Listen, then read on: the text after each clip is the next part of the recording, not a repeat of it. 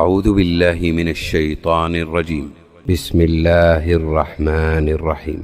إن هذا القرآن يهدي للتي هي أقوم ويبشر المؤمنين الذين يعملون الصالحات أن لهم أجرا كبيرا وأن الذين لا يؤمنون بالآخرة أعتدنا لهم عذابا أليما. ويدعو الإنسان بالشر دعاءه بالخير وكان الإنسان عجولا. وجعلنا الليل والنهار آيتين فمحونا آية الليل وجعلنا آية النهار مبصرة لتبتغوا فضلا من ربكم ولتعلموا عدد السنين والحساب وكل شيء فصلناه تفصيلا. وكل إنسان ألزمناه طائره في عنقه ونخرج له يوم القيامة كتابا يلقاه منشورا.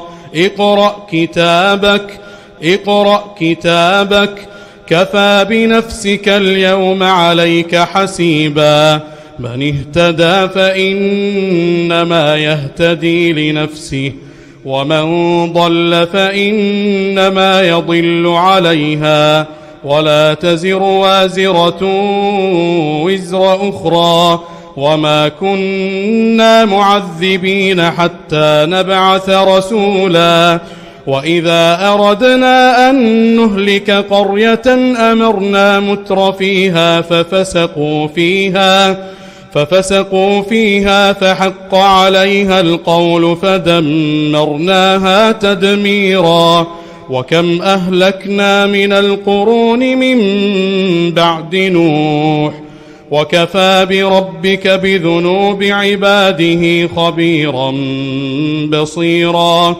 من كان يريد العاجلة عجلنا له فيها ما نشاء لمن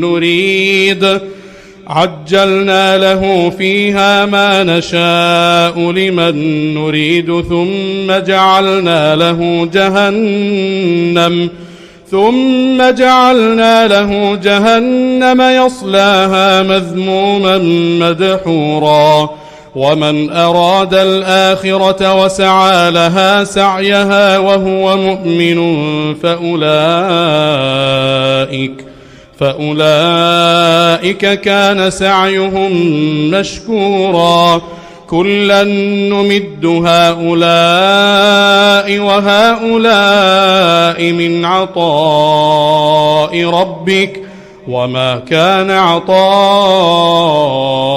ربك محظورا.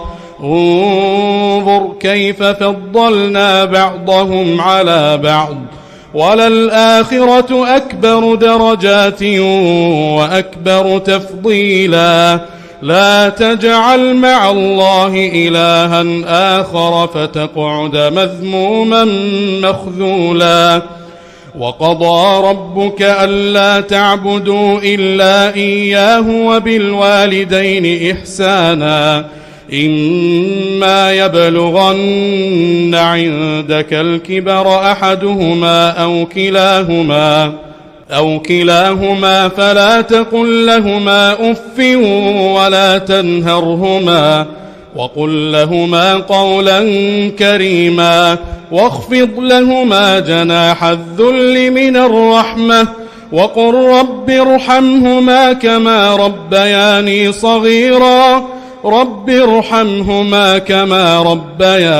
صغيرا. ربكم أعلم بما في نفوسكم إن تكونوا صالحين فإنه كان للأوابين غفورا.